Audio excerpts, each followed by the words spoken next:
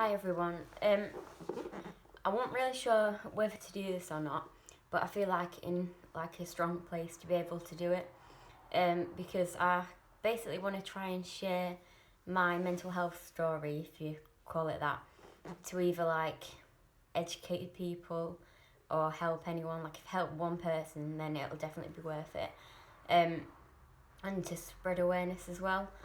Um, so like I'm going to talk about like where problems first started and then go to like where I am now.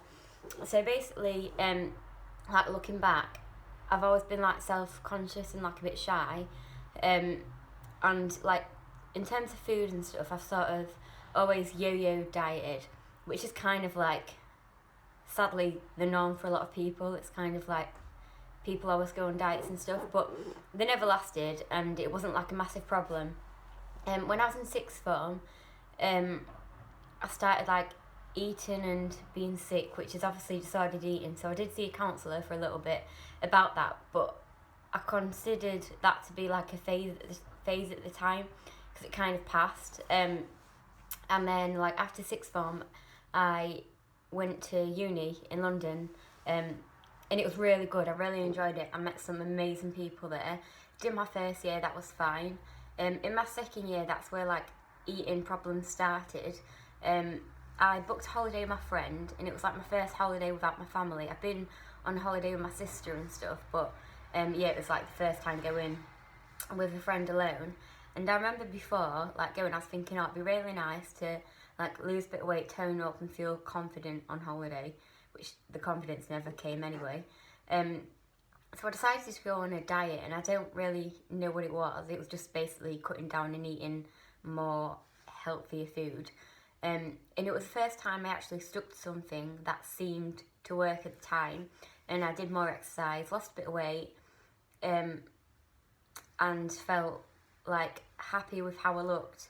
But by this point, I felt like quite trapped with thoughts in terms of food. Like I started to become scared of food, and I've never really been that scared of food in my life. And I went on this holiday, which was really good, but I think eating disorder problems definitely had started by then, because I remember being so anxious about not being able to exercise or eat the food I'm used to eating, because obviously I was on holiday. And I remember like when I was in the hotel and my friend was in the shower, I used to try and do like sit-ups and stuff to sort of make up for it.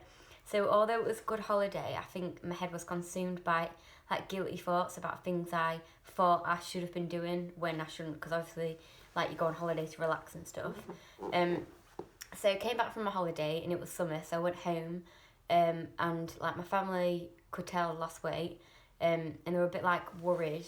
So my mum paid for me to see a nutritionist, which didn't go like that well, to be honest, because basically she told me to eat my 5 a day, and she said like there's more to life than wanting to be skinny and looking good, which like I just want to say is not what eating disorders are about.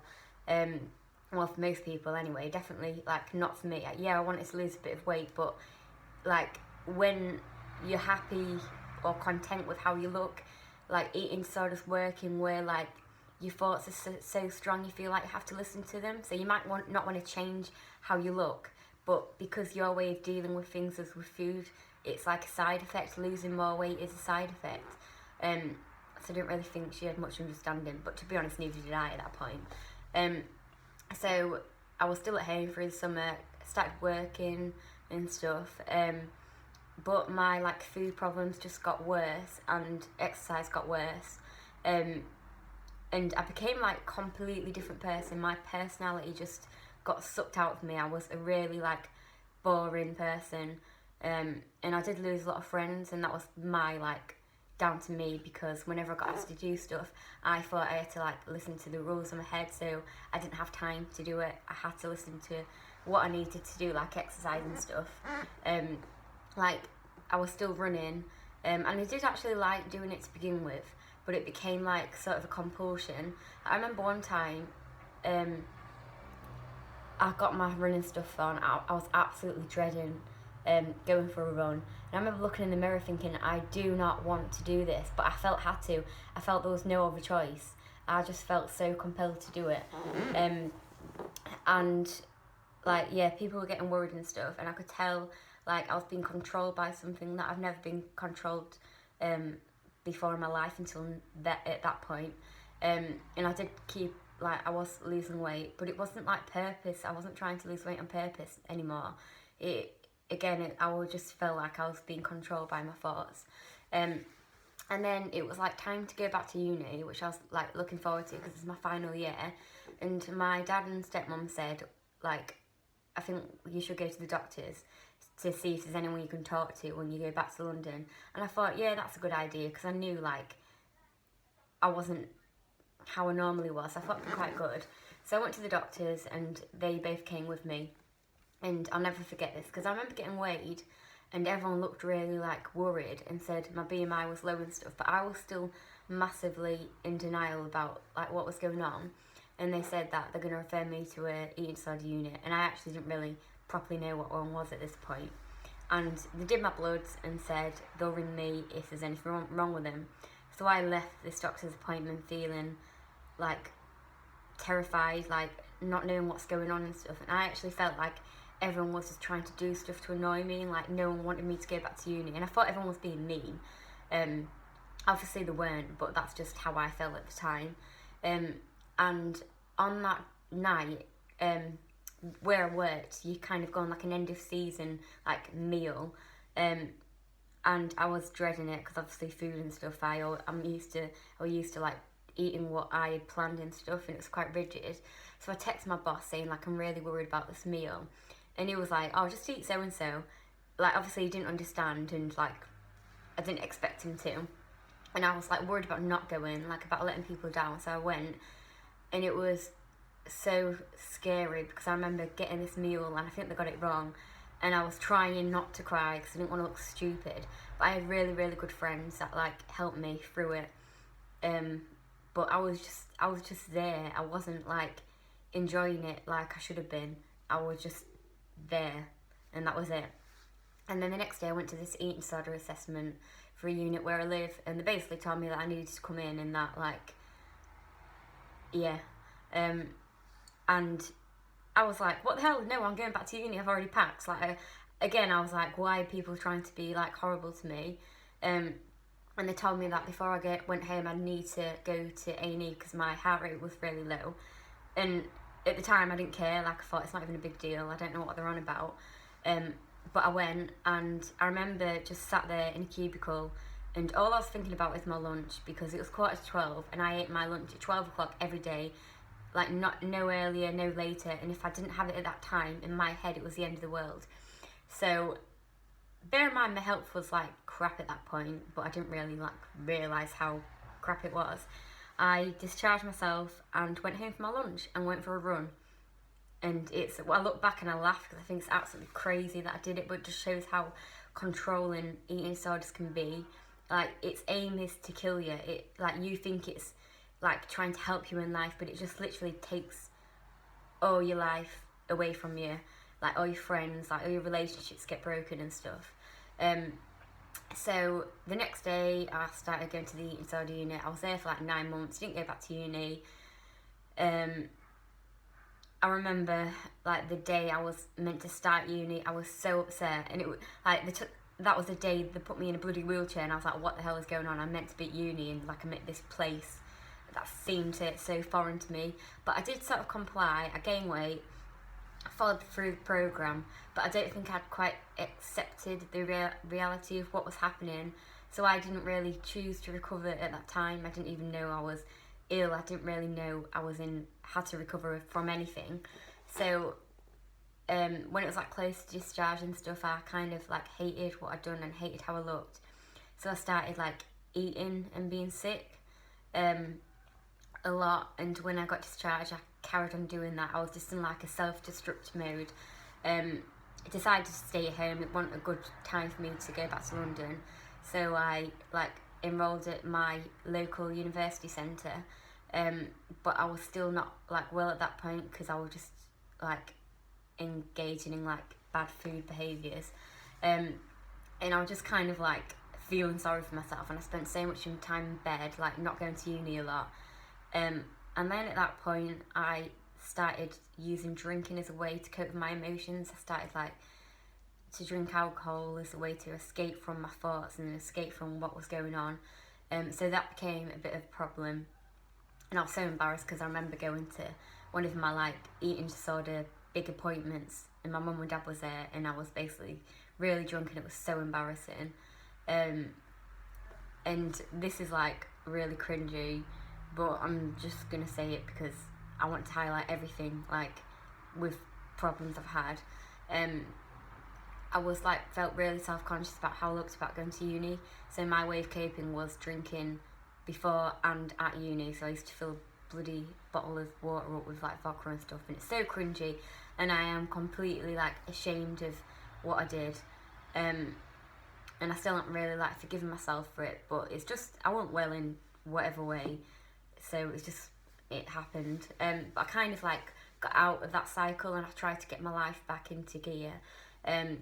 Starting engaging with eating disorder outpatient treatment and therapy, and I started to feel a bit happier. But then problems with food started again. Like I started to lose weight, but I thought like getting back on track in life, it was through eating, even though obviously it's not. So over time I started to lose weight, and I was just trapped in the same thoughts. But this time I realised there was a problem, and I didn't want to live like this. So eventually I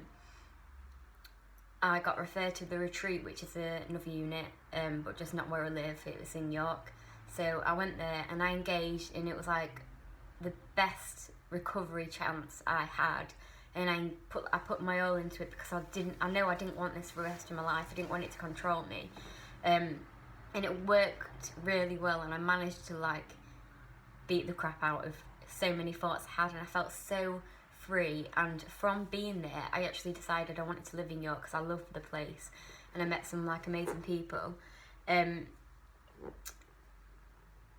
But when I left, I was kind of a bit like, I thought I'd been like completely transformed and I'd never have problems again, which was really silly of me to think, because you can sort of learn better coping behaviours so you don't take it out on things like food.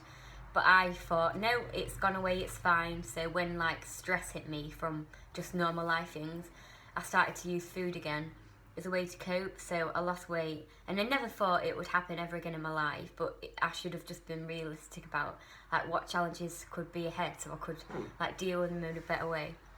And because I was living away, I was so scared of like telling my family that I was struggling, because I thought I was just going to be a massive letdown if I say to them, oh, I've just come out like a 10-month inpatient stay and like I'm struggling again. I felt really ashamed, but I could not cope anymore. My life was just dictated again by rules in my head, and exercising and stuff like that, so I missed out on a lot of like opportunities and invitations to do things.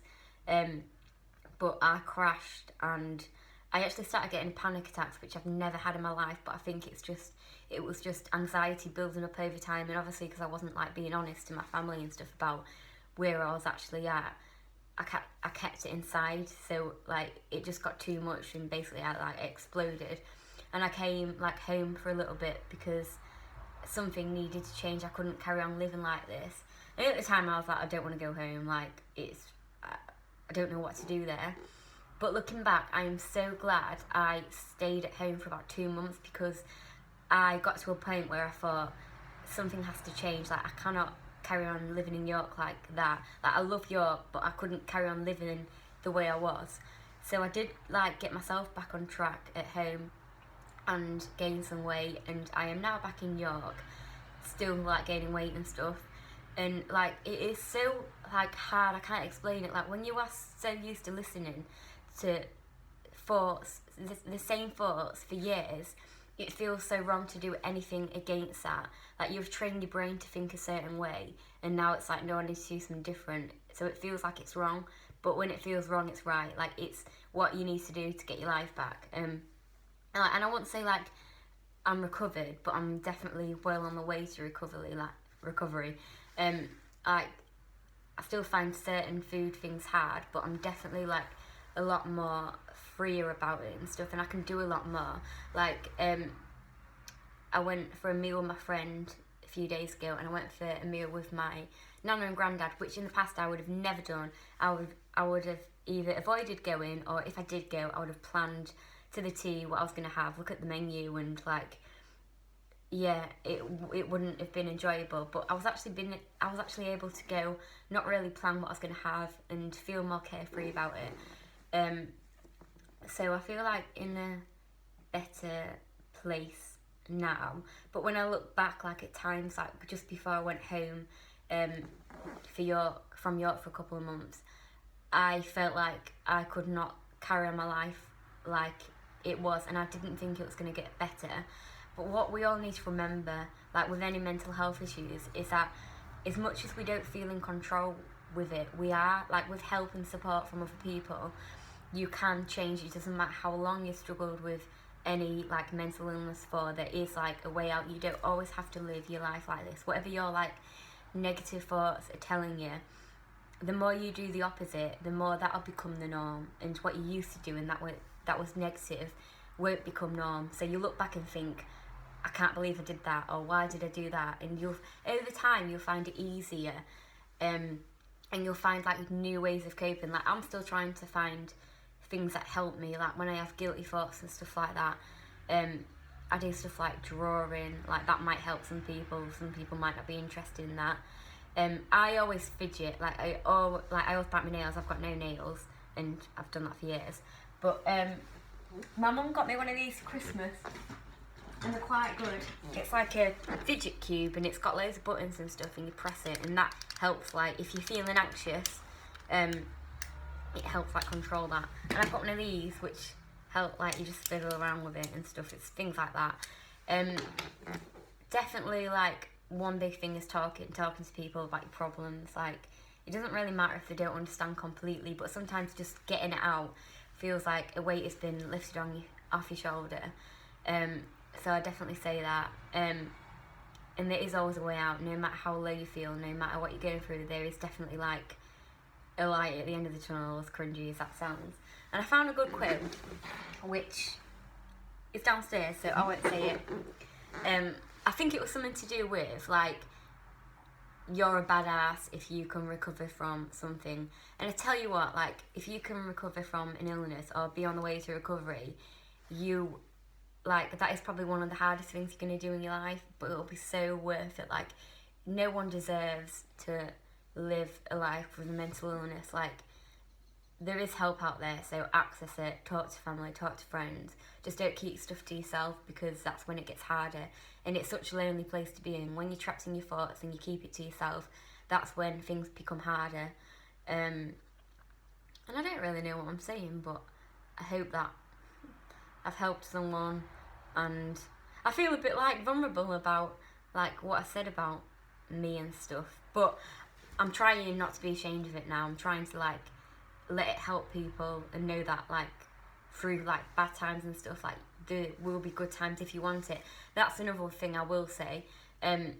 With recovery, like all your family and friends may want you to recover, but you have to want to recover yourself. You can never truly recover until you decide, I can't live like this anymore, and do it for yourself. I mean, it's nice to like for other people to say, oh, you're doing well and stuff, but you need to truly want it for your life, no one else's life, because otherwise you're not going to want to recover, or you'll just do it for other people, so you won't be like able to sustain it, or whatever it is. So yeah, I hope it helped in a way, and if you've got to the end of this, then thank you, because it's quite long.